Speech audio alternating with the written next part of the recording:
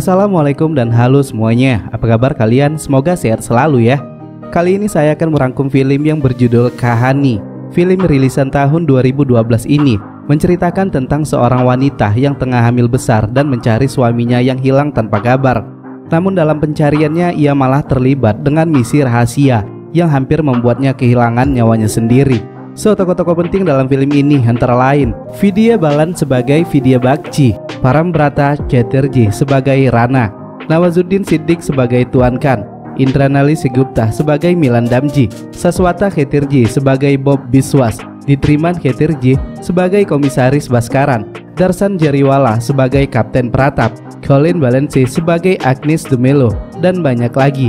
Sebelum masuk ke alur ceritanya, boleh kali tekan tombol subrek biar cepat dapat 1000 subrek. Kalau sudah, yuk kita kemon.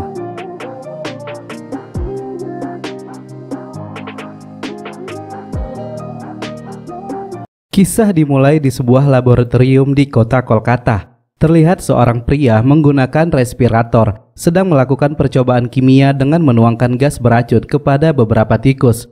Dan hasilnya semua tikus yang menjadi bahan percobaan itu pun mati seketika. Kita beralih ke stasiun kereta api Kolkata. Di salah satu gerbong terlihat seorang pria yang mendapatkan perintah dari atasannya untuk menemukan sebuah tas yang dicurigai berisi gas beracun. Pandangannya tertuju kepada seorang bocah yang memegang tas dengan sangat erat karena hendak ditarik oleh teman-temannya. Akan tetapi tas yang dicarinya bukanlah itu, melainkan dari seorang ibu yang sedang membawa bayinya yang sedang rewel meminta susu. Salah satu penumpang yang ada di sampingnya mengambil botol susu dari tasnya. Namun karena penumpang yang terlalu sesak, botol susu itu kemudian jatuh dan ternyata isinya adalah gas beracun.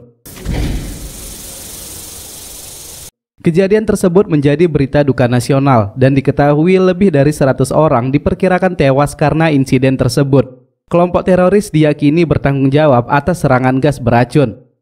Skin berganti 2 tahun ke depan, tepatnya di kota London, terlihat seorang wanita yang tengah hamil besar. Ia bernama Vidya Bakci dan suaminya yang bernama Arnab Bakci. Mereka berdua adalah insinyur perangkat lunak di bidang firewall. Saat itu Arnab mendapatkan tugas kerja ke India, tepatnya di kota Kolkata. Ia dikirim perusahaan untuk bergabung dengan perusahaan NDC, National Data Center, selama 2 minggu dan kemudian kembali lagi ke London. Namun sudah lebih sebulan Arnab belum kembali, bahkan ia tak bisa ditelepon sama sekali, sehingga Vidya memutuskan untuk menyusul dan mencari keberadaannya secara langsung. Sesampainya di kota Kolkata, Vidya langsung menuju ke kantor polisi untuk membuat laporan kehilangan suaminya. Setelah menerangkan apa yang baru saja terjadi, ia kemudian mengeluarkan foto suaminya yang diambil ketika pernikahan mereka. Vidya menjelaskan keanehan, di mana pihak NDC yang pernah ia telepon sewaktu berada di London mengklaim jika suaminya tidak pernah bekerja di sana. Ia kemudian memberikan alamat di mana suaminya tinggal saat berada di Kolkata. Dan singkatnya, ia pun diantar oleh inspektur polisi bernama Rana ke sebuah tempat yang bernama Mona Lisa. Awalnya Rana ragu karena Mona Lisa bukanlah hotel berbintang melainkan sebuah penginapan. Namun Vidya yakin karena selama ia di London suaminya menyebutkan jika suaminya benar tinggal di sini.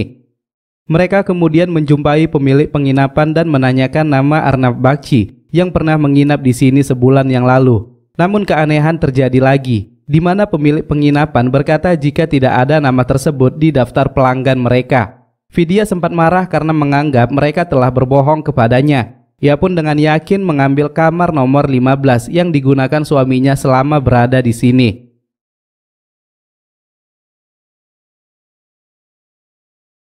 Layaknya penginapan yang apa adanya, Vidya kesusahan karena pihak penginapan tak menyediakan air panas. Ia dikenalkan dengan seorang anak bernama Bishu, di mana Bishu akan melayani kebutuhan Vidya jika ia memerlukan air panas. Kedekatan Vidya kepada anak-anak mengalir secara alami sehingga Bishu yang baru saja kenal dengan akrab memanggilnya dengan sebutan kakak. Setelahnya Vidya pun tiba di kantor NDC. Di sana ia berjumpa dengan HRD perusahaan yang bernama Nyonya Agnes de Mello. Awalnya Vidya dan Nyonya Agnes sudah saling bertelepon dan Nyonya Agnes mengatakan jika tidak ada nama Arnab Bakci yang ditugaskan ke perusahaan mereka. Vidya kemudian memberikan salinan foto suaminya, berharap Nyonya Agnes bisa mengingatnya. Bersamaan dengan itu, Rana datang menemuinya. Ia mengajak Vidya melihat jenazah seorang pria yang diduga mempunyai kemiripan dengan suaminya. Namun setelah melihatnya, Vidya yakin jika itu bukanlah suaminya. Di sisi lain, Nyonya Agnes de Milo mulai mengingat akan foto yang diberikan Vidya. Ia meyakini jika itu bukanlah Arnab Bakshi, melainkan karyawan yang bernama Milan Damji. Ia kemudian membuka profil Milan Damji untuk mencocokkan wajah mereka, namun file tersebut tak bisa dibuka. Kita kembali ke Vidya. Rana bertanya apakah suaminya memiliki kerabat di sekitar kota Kolkata. Vidya pun menjawab jika suaminya memiliki seorang paman yang tinggal di Thakur-Pukur. Dan diketahuilah jika Arnab Bakshi pernah mengatakan kepada Vidya jika ia menghabiskan waktu masa kecil dan remajanya dengan tinggal dan bersekolah di sana. Singkatnya, mereka pun tiba di sekolah Arnab semasa SMA. Setelah bertanya kepada kepala sekolah, keanehan kembali terjadi, di mana pihak sekolah mengatakan nama Arnab Bakshi tidak ada di daftar alumni. Dan hal itu membuat Vidya dan Rana semakin bingung. Mereka kemudian mendatangi kediaman paman Arnab Bakshi. Namun keanehan lagi-lagi terjadi. Pemilik rumah yang sudah tinggal selama 30 tahun tak pernah mengenal nama Bakshi selama tinggal di sini. Di malam hari, Vidya mendapatkan telepon dari Nyonya Agnes. Mereka telah berjanji bertemu di sebuah kafe untuk membicarakan keberadaan suaminya. Sementara di sisi lain, Rana mendapatkan telepon dari pihak imigrasi Kolkata dan London. Mereka menyebutkan jika tak ada nama Arnab Bakshi yang pergi dari London ataupun tiba di Kolkata. Dan hal itu ia sampaikan kepada Vidya, namun Vidya tak percaya karena ia yakin pasti ada kesalahan yang telah terjadi. Singkatnya, Vidya pun menemui Nyonya Agnes. Dalam perbincangan mereka, Nyonya Agnes mengatakan jika wajah suaminya sama dengan wajah karyawannya 2 tahun yang lalu yang bernama Milan Damji. Namun Milan Damji tak bertahan lama di perusahaannya. Ia bergabung dengan tiba-tiba dan pergi secara tiba-tiba.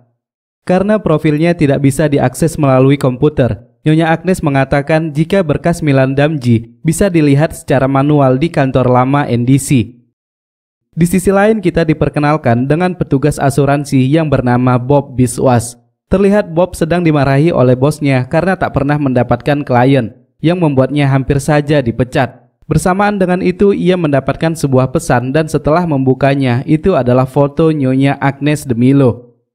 Kemudian di malam hari, Bob mendatangi kediaman Nyonya Agnes de Milo. Dan setelah memastikan jika itu adalah orang yang dicarinya, Bob segera melepaskan timah panas tepat di dadanya, yang membuat Nyonya Agnes tewas saat itu juga. Dari sini diketahui jika Bob adalah seorang pembunuh bayaran yang berkedok sebagai sales asuransi. Usut punya usut, ternyata kematian Nyonya Agnes de Milo disebabkan karena dirinya mencoba mendapatkan profil Milan Damji. Dan hal itu menarik perhatian wakil komisaris intelijen New Delhi yang bernama Tuan Khan. Tuan Khan meminta izin kepada komisaris yang bernama Tuan Baskaran agar ia turun untuk menyelidiki kasus tersebut. Sesampainya di Kolkata, Tuan Khan menyuruh semua petugas polisi mengosongkan ruangan dan memanggil Vidya untuk menemuinya. Di sini ada kejadian lucu, di mana Rana yang baru saja sampai di kantor kemudian dikerjai polisi yang lain. Mereka mengatakan jika Vidya dalam masalah. Rana segera menghampirinya dan alhasil ia pun disemprot dan disuruh keluar oleh Tuan Khan. देखिए मैं इनसे बात कर रहा हूँ। आउट। लेकिन आप कौन हैं? Out. Tuan Khan menanyakan Vidya akan hubungannya dengan Nyonya Agnes de Milo. Dan setelah Vidya menjelaskan apa yang baru saja terjadi, Tuan Khan menegaskan jika tidak ada nama Milan Damji ataupun Arnab Bakshi yang bekerja di NDC. Ia pun kemudian menyuruh Vidya menyelesaikan segala urusannya, kemudian kembali ke London. Namun Vidya menolaknya karena ia yakin jika ada suatu kesalahan terhadap suaminya yang tidak ia ketahui. Ia pun memilih bertahan di Kolkata untuk menyelidiki kebenaran itu. Di sisi lain, kita diperkenalkan dengan Kapten Pratap yang merupakan pensiunan dinas intelijen. Ia mendapatkan telepon dari Tuan Baskaran agar datang ke kantor demi membahas masalah Milan Damji. Namun Kapten Pratap menolaknya karena ia tak punya waktu untuk hal tersebut. Vidya kemudian diantar oleh Rana kembali ke penginapan. Ia yang merasa kasihan dengan Vidya kembali menawarkan bantuan untuk mencari tahu siapa sebenarnya Milan Damji. Apakah wajahnya memang sama dengan Arnab Bakshi? Singkatnya, Rana pun mendatangi kantor NDC. Di sana ia bertemu dengan asisten HRD yang bernama Sapna. Mereka berdua membuka profil Milan Damji, namun tetap tak bisa dibuka. Kedatangan Rana ke sana dipertanyakan oleh supervisor NDC yang bernama Tuan Tiagi. Dan tak lama setelah itu, setelah Rana sampai di kantornya, Tuan Kan pun memperingatinya agar tak ikut campur, karena kasus kematian Nyonya Agnes dan misteri Milan Damji sudah dipegang oleh badan intelijen. Keesokan harinya ketika Rana bersama Vidya, ia pun mengatakan jika perkataan Tuan Kan kepadanya mungkin saja benar, karena Nyonya Agnes pasti keliru dengan kesamaan Milan Damji dan suaminya. Namun Vidya yakin jika apa yang dikatakan Nyonya Agnes pasti benar, dan untuk memastikannya, ia meminta bantuan Rana menemaninya menyelundup ke kantor NDC lama untuk melihat berkas Milan Damji yang masih tersimpan di ruangan HRD. Sementara di kantor NDC, Tuan Tiagi menanyakan kepada Sapna apakah profil Milan Damji hanya bisa diakses melalui komputer. Sapna menjawab iya, namun berkas manualnya masih ada di kantor NDC yang lama. Bertepatan setelah percakapan mereka, Bob Biswas kemudian mendapatkan perintah agar mendatangi kantor NDC lama dan mengambil berkas Milan Damji. Malam harinya, Vidya bersama Rana datang ke kantor NDC lama dan singkatnya setelah melakukan pencarian, mereka pun berhasil menemukan berkas Milan Damji. Untungnya keberadaan mereka tak diketahui oleh Bob Biswas yang saat itu juga berada di sana. Keesokan harinya, Vidya yang terkejut dengan wajah Milan Damji yang sama dengan wajah suaminya, kemudian mendatangi Tuan Kan. Ia menentang pernyataan Tuan Kan yang mengatakan jika Milan Damji itu tidak ada. Dengan sedikit paksaan yang dilakukan Vidya, akhirnya diketahuilah jika Milan Damji adalah orang di awal skin yang melakukan percobaan kimia yang membuat korban berjatuhan di stasiun kereta api Kolkata Metro 2 tahun yang lalu. Milan Damji merupakan agen intelijen negara yang berkhianat dan membantu para teroris. Dan yang paling mirisnya, ada beberapa oknum di pemerintahan dan departemen intelijen yang membantunya menjalankan aksi tersebut. Di sisi lain, Tuan Baskaran kembali menemui Kapten Pratap dan memintanya kembali untuk menangani kasus Milan Damji. Namun Kapten Pratap menolaknya sampai ia mengetahui siapakah pengkhianat yang membantu Milan Damji. Dari semua yang telah dilalui, Vidya menyimpulkan hipotesanya kepada Rana jika saat ini ada 3 hal yang kemungkinan telah terjadi. Yang pertama, Arnab telah meninggalkanku dan pergi. Yang kedua, Arnab dan Milan Damji adalah orang yang sama. Ketiga, Arnab memiliki kemiripan dengan Milan Damji, sehingga kini ia mendapatkan masalah karena perbuatan yang dilakukan Milan Damji. Untuk membuktikan kebenaran yang sebenarnya, Vidya memutuskan harus bertemu dengan Milan Damji agar mengetahui keberadaan suaminya. Dan cara pertama yang dilakukannya adalah mendatangi alamat Milan Damji yang mereka lihat di berkas NDC kemarin. Singkatnya, mereka pun tiba di sebuah rumah susun yang sudah lama kosong. Di sana mereka tak menemukan apa-apa dan hanya melihat 2 gelas teh yang tergeletak begitu saja. Saat hendak kembali, Vidya melihat jika hanya kamar Milan Damji yang tak memiliki kotak pos. Mereka pun menemui pihak pengelola dan setelah mendapatkan kotaknya, mereka hanya menemukan sebuah surat tagihan donor darah dari sebuah klinik. Di luar, Vidya bertanya kepada seorang bocah bernama Poltu yang bekerja sebagai pengantar teh di daerah itu. Dari Poltu ia mendapatkan informasi jika Milan Damji sering memesan teh kepadanya. Dan terkadang ia juga memesan 2 teh jika rekan kerjanya datang berkunjung.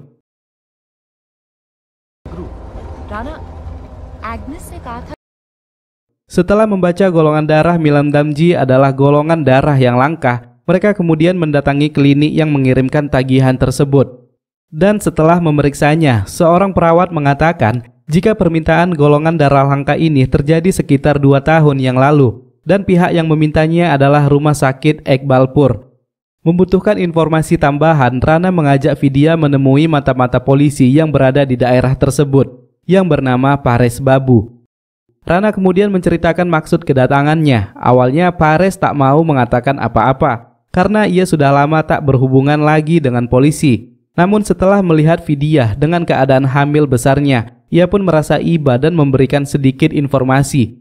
Pares membawa mereka ke sebuah lokasi pangkalan, di mana tepat 2 tahun lalu ia melihat 2 orang yang sedang melakukan pertemuan.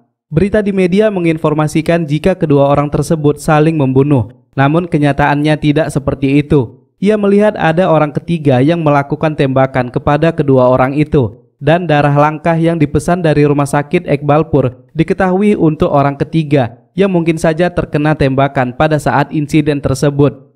Namun untuk mendapatkan informasi tambahannya, mereka bisa bertanya langsung kepada dokter kepolisian Park Street yang bernama Dr. Ganguly, karena saat itu dialah yang bertugas di malam tersebut. Singkatnya, Rana dan Vidya kemudian menemui Dr. Ganguly. Dr. Ganguly ingat kalau itu menjadi kasus polisi, namun ia lupa kronologinya. Ia pun berjanji akan membuka berkasnya dan menyuruh Rana dan Vidya kembali besok hari. Sementara di sisi lain, saat santuy dengan goreng pisang dan teh celupnya, Bob Biswas mendapatkan pesan dan setelah membukanya terlihatlah foto Dr. Ganguly. Yah, dengan kata lain itu adalah perintah eksekusi. Bob bergerak cepat dan melesatkan timah panas ke kepala Dr. Ganguly yang membuatnya tewas saat itu juga. Melalui komputer Rana, Vidya pun mengetahui jika kedua orang yang tewas di Pangkalan 2 tahun yang lalu, salah satunya bernama Dinesh Rao, seorang mata-mata polisi dalam kasus serangan stasiun, dan satunya lagi adalah Vijay Verma, seorang agen pemerintah. Mereka pun menyimpulkan jika saat itu Dinesh Rao hendak memberikan informasi penting akan keberadaan Milan Damji kepada Vijay Verma. Namun pertemuan mereka telah dibocorkan oleh seseorang, sehingga Milan Damji tidak tinggal diam dan membunuh keduanya. Karena insiden tersebut, Milan juga terkena tembakan yang membuatnya kehilangan banyak darah.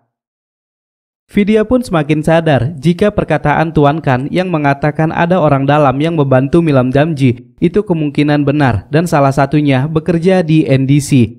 Mereka pun membawa si bocah pengantar teh untuk memastikan siapa orang yang pernah mengunjungi Milan di rumahnya. Dan terkuaklah jika orang itu adalah Sridhar yang menjabat sebagai kepala IT NDC. Ternyata dialah yang memberikan informasi kepada Milan Damji akan pertemuan Dinesh Rao dan Vijay Verma. Ia juga menyalin foto Vidya dan mengirimnya kepada Bob Biswas. Dengan kata lain, kematian Nyonya Agnes dan Dr. Ganguly adalah karena perintahnya. Bob yang sudah mendapatkan perintah eksekusi kemudian mengikuti Vidya dari belakang. Saat ia hendak menjalankan aksinya, Rana tiba-tiba datang dan mengetahui apa yang hendak dilakukannya. Rana kemudian mengejarnya. Namun dalam pelariannya, Bob malah ditabrak oleh sebuah truk yang melintas dan membuatnya tewas saat itu juga. Rana berhasil mengamankan ponsel Bob Biswas dan setelah memeriksanya, mereka memutuskan mendatangi kantor NDC secara diam-diam untuk menyelidiki komputer Sridhar, berharap bisa mendapatkan informasi tentang Milan Damji dan orang-orang yang berada di belakangnya. Rana dan Vidya melakukan misinya di malam hari ketika semua orang sudah pulang dari kantor. Dan dengan bantuan Sapnah, mereka pun bisa memasuki ruangan Sridhar. Namun tanpa disangka, ketika Vidya hendak menghidupkan komputer Sridhar, alarm peringatan berbunyi di ponsel Sridhar, sehingga ia pun mengetahui jika ada seseorang yang mencoba mengambil informasi dari komputernya. Karena lalu lintas yang sangat macet, ia memutuskan berjalan kaki kembali ke kantor. Tetapi sesampainya di ruangannya, ia tak melihat siapapun di sana. Mengingat pintu utama telah ditutup, ia pun yakin jika pelakunya keluar melalui pintu belakang yang masih terbuka. Dengan cepat ia pun segera bergegas mengejar mereka. Dalam aksi kejar-kejaran tersebut, Vidya tak sengaja menabrak dagangan makanan yang membuat mereka tertangkap oleh Sridhar. Karena Sridhar saat itu memegang senjata, Rana kemudian menelpon Tuan Khan untuk datang membantu mereka. Namun karena insiden kecil yang terjadi, Vidya yang telah merebut pistol Sridhar tak sengaja melesakkan peluru tepat di dadanya dan membuatnya tewas saat itu juga. Tuan Khan yang baru saja sampai sangat marah kepada Vidya karena hanya Sridhar lah yang bisa menghubungkan mereka dengan Milan Damji dan orang dalam yang ada di badan intelijen.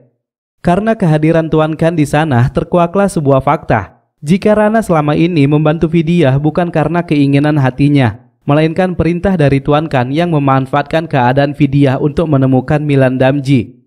Awalnya Vidya sangat kesal dan marah dengan mereka berdua. Namun mengingat jika kunci menemukan suaminya adalah Milan Damji, ia pun membantu mereka meretas komputer Sridhar untuk mengumpulkan informasi tentang Milan Damji. Setelah sekian lama mempelajari kode yang ada di komputer tersebut, Vidya mengatakan jika hanya satu kode yang tak bisa ia pahami. Kode itu berupa kumpulan beberapa huruf yang tertulis secara acak. Sempat buntu, Rana kemudian meminjam ponsel Tuan Khan dan memasukkan kode tersebut. Dan benar saja, kode itu ternyata mengarah ke sebuah angka yang jika ditelepon itu adalah nomor komisaris Tuan Bhaskaran.